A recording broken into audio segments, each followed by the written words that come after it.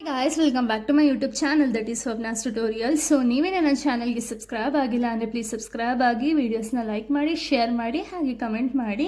So ಇವತ್ತು ನಾನು ಮಾಡ್ತಿರೋದು ಬಂದುಬಿಟ್ಟು ಫಸ್ಟ್ ಸೆಮ್ BComನ ಕನ್ನಡ ಪೊಯಮ್ನ ಎಕ್ಸ್ಪ್ಲೈನ್ ಮಾಡ್ತಿದ್ದೀನಿ. ಯಾವುದು ಅಂದರೆ ಜನಪದ ಗೀತಾಂಜಲಿ ಅಂತ ಹೇಳಿ. ಇದನ್ನು ಬರೆದಿರೋದು ಡೆ ಜವರೇಗೌಡ ಅವರು. ಸೊ ಈ ಒಂದು ಪೊಯಮ್ ಬಂದುಬಿಟ್ಟು ತುಂಬ ಇಂಟ್ರೆಸ್ಟಿಂಗ್ ಆಗಿರುವಂಥ ಒಂದು ಪೊಯಮು. ಸೊ ಈ ಒಂದು ಪೊಯಮಲ್ಲಿ ಕಂಪ್ಲೀಟಾಗಿ ನಮ್ಮ ಒಂದು ಪ್ರಕೃತಿಯ ಒಂದು ಪ್ರಕೃತಿ ಏನಿದೆಯಲ್ಲ ಅದನ್ನು ವರ್ಣನೆ ಮಾಡ್ತಾ ಹೋಗಿದ್ದಾರೆ. ಓಕೆನಾ? ಸೊ ನಾವು ಇವಾಗ ಡೈರೆಕ್ಟ್ ಸ್ಟೋರಿಗೆ ಹೋಗೋಣ ಅಥವಾ ಡೈರೆಕ್ಟ್ ಪೊಯಮ್ಗೆ ಹೋಗೋಣ. ಸೊ ಈ ಪೊಯಮ್ನ ಬಂದುಬಿಟ್ಟು ನಾನೊಂದು ಸ್ಟೋರಿ ಟೈಪಲ್ಲಿ ಹೇಳ್ತೀನಿ. ಯಾಕೆ ಅಂದರೆ ನಿಮ್ಗೆ ಎಕ್ಸಾಮ್ ಪಾಯಿಂಟ್ ಆಫ್ ವ್ಯೂ ಅಲ್ಲೂ ಬೇಗ ಕ್ವಿಕ್ಕಾಗಿ ಅರ್ಥ ಮಾಡ್ಕೋಬೋದು. ಹಾಗೆ ಇವನ್ ಪೊಯಮ್ನು ಕೂಡ ತುಂಬ ಚೆನ್ನಾಗಿ ಅರ್ಥ ಮಾಡ್ಕೋಬೋದು. ಓಕೆನಾ? ಸೊ ಇವಾಗ ಫಸ್ಟು ಯಾವ ಬೇಸಿಸ್ ಮೇಲೆ ಪೊಯಮ್ ಇದೆ ಅಂತ ಹೇಳಿ ನೋಡೋದಾದರೆ, ಸೊ ನಿಮ್ಗೆಲ್ಲರಿಗೂ ಗೊತ್ತಿರೋ ಹಾಗೆ ನಮ್ಮ ಒಂದು ಹಿರಿಯರು ಏನಿದಾರಲ್ಲ, ಅಂದರೆ ನಮ್ಮ ಒಂದು ತಾತ ಆಗಿರ್ಬೋದು, ಮುತ್ತಾತ ಅಂದಿರಾಗಿರ್ಬೋದು, ಸೊ ಇವರೆಲ್ಲ ಯಾವ ರೀತಿ ಇದ್ದಾರೆ ಅಂದರೆ ಇವರೆಲ್ಲನೂ ಕೂಡ ಓದಿಲ್ಲ ಅಂದರೂ ಕೂಡ ಪ್ರಕೃತಿಯನ್ನು ತುಂಬ ಪ್ರೀತಿಸ್ತಿದ್ರು ಅಲ್ವಾ? ಸೊ ಈ ಒಂದು ಪ್ರೀತಿ ಯಾವ ರೀತಿ ಇತ್ತು ಅಂದರೆ ನೀರಾಗಿರ್ಬೋದು, ಗಾಳಿ ಆಗಿರ್ಬೋದು, ಬೆಳಕಾಗಿರ್ಬೋದು, ಇದನ್ನೆಲ್ಲ ಅವರು ಒಂದು ದೈವದ ಸ್ವರೂಪ ಅಥವಾ ದೈವದ ಕಾಣಿಕೆ ಅಂತ ಹೇಳಿಬಿಟ್ಟು ಅವರು ಅದ್ರ ಬಗ್ಗೆ ಅರ್ಥ ಮಾಡಿಕೊಂಡು ಪ್ರಕೃತಿಯನ್ನು ಪೂಜಿಸ್ತಿದ್ರು ಅಲ್ವಾ? ಸೊ ಅದಕ್ಕೆ ಇವರೇನು ಮಾಡ್ತಿದ್ರು ಅಂದರೆ ಪ್ರಕೃತಿಯ ಒಂದು ಅಂದ ಆಗಿರ್ಬೋದು, ಚಂದ ಆಗಿರ್ಬೋದು, ಇದನ್ನೆಲ್ಲ ವರ್ಣನೆ ಮಾಡ್ತಾ ಹಾಡುಗಳ ಮುಖಾಂತರ ನಮಗೆಲ್ಲರಿಗೂ ಕೂಡ ಅದರದ್ದು ಒಂದು ಭಾವನೆಗಳನ್ನಾಗಿರ್ಬೋದು, ಬಟ್ ಅದೇ ರೀತಿ ಒಂದು ಪ್ರಕೃತಿಯ ವಿಶೇಷ ಆಗಿರ್ಬೋದು, ಇದನ್ನೆಲ್ಲ ಕೂಡ ನಮ್ಗೆ ಅರ್ಥ ಮಾಡಿಸ್ಬೇಕು ಅನ್ನೋ ಒಂದು ರೀತಿಯಿಂದ ಅವರು ಹಾಡುಗಳನ್ನ, ಜನಪದ ಹಾಡುಗಳನ್ನ ಕ್ರಿಯೇಟ್ ಮಾಡಿದ್ರು. ಸೊ ಇದರಿಂದ ಏನಾಗ್ತಿದೆ ಅಂದರೆ ನಮ್ಮ ಒಂದು ಪ್ರಕೃತಿಯ ಚಂದ ಏನಿದೆಯಲ್ಲ ಅದು ಇವಾಗ ಹುಟ್ಟೋ ಮಕ್ಕಳಿಗೂ ಕೂಡ ಅದು ಅರ್ಥ ಆಗಬೇಕು. ಆ ರೀತಿ ಅವರು ವರ್ಣನೆ ಅನ್ನೋದನ್ನ ಮಾಡಿದ್ದಾರೆ. ಸೊ ಇಲ್ಲಿ ಭೂಮಿ ತಾಯಿನ ಏನಿದೆ ಅಲ್ಲ, ಭೂಮಿನ ತಾಯಿ ರೀತಿ ಹೋಲಿಸಿದ್ದಾರೆ. ಅಂದರೆ ಅಷ್ಟು ತಾಯಿ ತನ್ನ ಮಕ್ಕಳಿಗೆ ಯಾವ ರೀತಿ ಸುರಕ್ಷತೆ ಅನ್ನೋದನ್ನ ಕೊಡ್ತಾರಲ್ಲ, ಅದೇ ರೀತಿ ಒಂದು ಭೂಮಿ ತಾಯಿ ಕೂಡ ನಮಗೆಲ್ಲ ಒಂದು ತುಂಬ ಕಾಪಾಡ್ತಿದೆ. ಸೊ ಅದಕ್ಕೆ ತಾಯಿಯಂತೆ ಹೋಲಿಸಿದ್ದಾರೆ ಭೂಮಿನ. ಓಕೆನಾ? ಹಾಗೆ ಇಲ್ಲಿ ಮರ ಗಿಡಗಳನ್ನ ಕೇವಲ ವಸ್ತು ಅಂತ ನೋಡದೆ ಅದು ದೇವರ ಒಂದು ಪ್ರತಿರೂಪ ಅಂತ ಹೇಳಿ ಪೂಜಿಸ್ತಿದ್ದಾರೆ. ಸೊ ಇಷ್ಟೂ ಕೂಡ ಒಂದು ಹಿನ್ನೆಲೆ ಆಗಿದೆ. ಇವಾಗ ಡೈರೆಕ್ಟ್ ನಾವು ಪೊಯಮಿಗೆ ಬರೋದಾದರೆ ಸ್ಟಾರ್ಟಿಂಗಲ್ಲಿ ಇಲ್ಲಿ ಪ್ರಕೃತಿಯ ವರ್ಣನೆ ಅನ್ನೋದನ್ನ ಮಾಡ್ತಿದ್ದಾರೆ.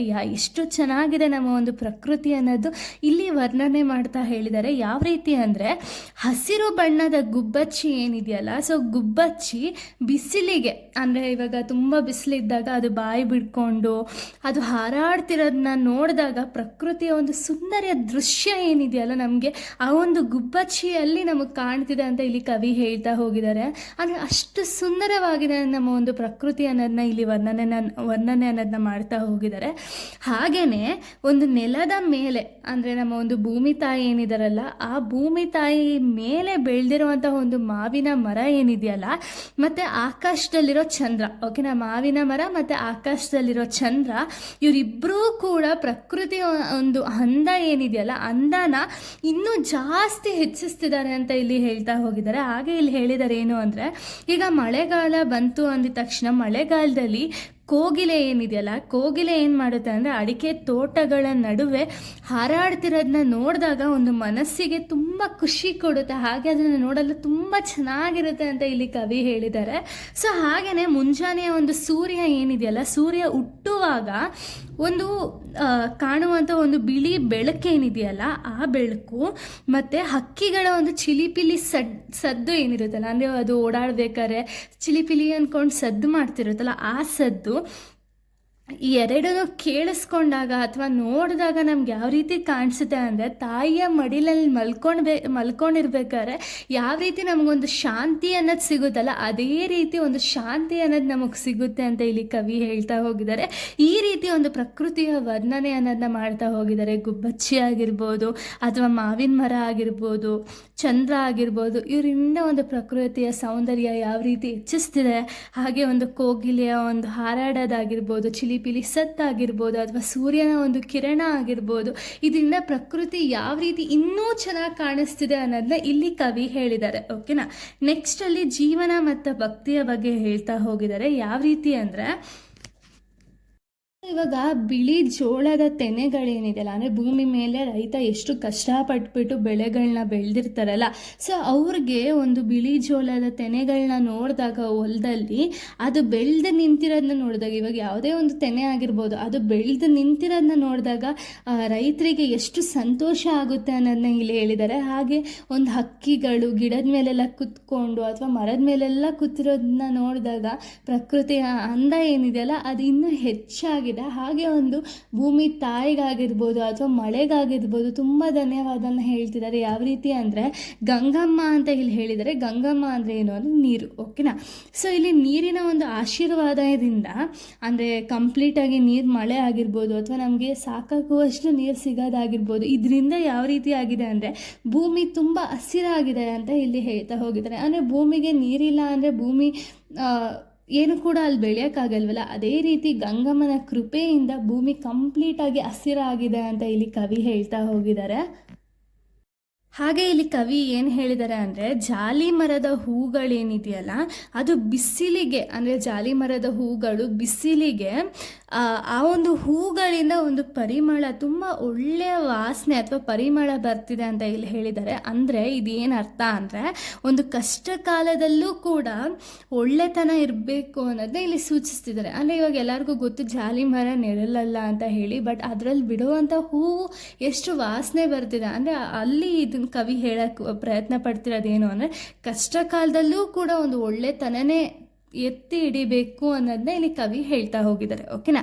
ಹಾಗೆ ಇಲ್ಲಿ ಹೇಳಿದ್ದಾರೆ ಏನು ಅಂದರೆ ಸೂರ್ಯ ಮೂಡಣದಲ್ಲಿ ಉದಯಿಸುವಾಗ ಒಂದು ಭೂಮಿ ಮೇಲೆ ಒಂದು ಮಂಜಿರುತ್ತೆ ನೋಡಿ, ಆ ಮಂಜೆಲ್ಲ ಕರಗಿ ಹೋಗುತ್ತೆ ಅಂತ ಇಲ್ಲಿ ಹೇಳಿದ್ದಾರೆ. ಅಂದರೆ ಇದರ ಅರ್ಥ ಏನು ಅಂದರೆ ಇದು ಕತ್ತಲೆ ಹೋಗಿ ಬೆಳಕು ಬರುವಂತಹ ಒಂದು ಸಂದೇಶ. ಅಂದರೆ ಇವಾಗ ನೈಟು ಚಂದ್ರ ಬಂದಿರ್ತಾರಲ್ಲ, ಸೊ ಚಂದ್ರ ಹೋಗಿ ಸೂರ್ಯ, ಅಂದರೆ ಇಲ್ಲಿ ಕತ್ತಲು ಹೋಗಿ ಬೆಳಕು. ಇವಾಗ ಎಲ್ಲರ ಲೈಫಲ್ಲೂ ಕೂಡ ಕತ್ತಲೆ ಇರುತ್ತೆ ಅಂತಲ್ಲ, ಅದು ಕತ್ತಲು ಹೋಗಿ ಬೆಳಕು ಯಾವಾಗಾರೂ ಬರ್ಬೋದು ಅಲ್ವಾ, ಅದನ್ನು ಇಲ್ಲಿ ಸೂಚಿಸ್ತಿದ್ದಾರೆ. ಹಾಗೆ ಒಂದು ಮುಂಜಾನೆಯ ತಂಪಾದ ಗಾಳಿ, ಇದನ್ನೆಲ್ಲ ನೋಡಿದಾಗ ಅವ್ರಿಗೆ ಯಾವ ರೀತಿ ಫೀಲ್ ಆಗುತ್ತೆ ಅಂದರೆ ಇದನ್ನು ಗಾಳಿನ ಇವ್ರು ಯಾವ ರೀತಿ ಇಲ್ಲಿ ಕವಿ ವರ್ಣನೆ ಅನ್ನೋದನ್ನ ಮಾಡ್ತಿದ್ದಾರೆ ಅಂದರೆ ಶಿವನ ಗಾಳಿ ಅಂತಲೇ ಹೇಳಿ ಕರಿತಿದ್ದಾರೆ, ಓಕೆನಾ. ಇದು ಒಂದು ಮನಸ್ಸಿಗೆ ಭಕ್ತಿ ಆಗಿರ್ಬೋದು, ಶಾಂತಿ ಆಗಿರ್ಬೋದು, ಇದನ್ನೆಲ್ಲ ತುಂಬಿರುತ್ತೆ ಅಂತ ಇಲ್ಲಿ ಹೇಳ್ತಾ ಹೋಗಿದ್ದಾರೆ, ಓಕೆನಾ. ಸೊ ಇಲ್ಲಿ ಪ್ರಕೃತಿಯಲ್ಲಿರುವಂಥ ಒಂದು ಹೂಗಳೇನಿದೆಯಲ್ಲ, ಇಷ್ಟು ನಾನಾ ರೀತಿ ಹೂಗಳಿದೆ ಅಲ್ವಾ, ಆ ನಾನಾ ರೀತಿ ಹೂಗಳು ಕೂಡ ಒಂದು ಶಿವನ ಪಾದಕ್ಕೆ, ಅಂದರೆ ಶಿವನ ಪಾದ ಏನಿದೆಯಲ್ಲ ಆ ಪಾದಕ್ಕೆ ಸಮರ್ಪಿತವಾಗಿರುತ್ತೆ ಅಂತ ಇಲ್ಲಿ ಕವಿ ಹೇಳಿದ್ದಾರೆ, ಓಕೆನಾ. ಸೊ ಇಲ್ಲಿ ಇಡೀ ಜಗತ್ತು ಕೂಡ ಒಂದು ದೇವರ ಪ್ರತಿರೂಪ, ಮನುಷ್ಯ ಪ್ರಕೃತಿಯೊಂದಿಗೆ ಬೆರೆತು ಬದುಕಬೇಕು ಎಂಬುದೇ ಈ ಒಂದು ಜನಪದ ಗೀತೆಗಳ ಮುಖ್ಯ ಸಂದೇಶವಾಗಿದೆ, ಓಕೆನಾ. ಅಂದರೆ ಇಡೀ ಜಗತ್ತು ಏನಿದೆಯಲ್ಲ, ಅಂದರೆ ಇವಾಗ ನಮಗೆ ಗಾಳಿ, ನೀರು, ಬೆಳಕು ಇದೆಲ್ಲನೂ ಕೂಡ ಒಂದು ದೇವರ ಕೃಪೆ ಅಲ್ವಾ. ಸೊ ಅದ್ರ ಬಗ್ಗೆನೇ ಇಲ್ಲಿ ಈ ಒಂದು ಕಂಪ್ಲೀಟಾಗಿ ಒಂದು ಜನಪದ ಗೀತೆ ಆಗಿದೆ, ಓಕೆನಾ. ಸೊ ಇಲ್ಲಿಗೆ ಒಂದು ಪೋಯಮ್ ಅನ್ನೋದು ಕಂಪ್ಲೀಟ್ ಆಗುತ್ತೆ. ನೆಕ್ಸ್ಟ್ ವೀಡಿಯೋದಲ್ಲಿ ನಾನು ಬೇರೆ ಒಂದು ಪೋಯಮ್ನ ಎಕ್ಸ್ಪ್ಲೈನ್ ಮಾಡ್ತೀನಿ. So thank you guys, thanks for watching.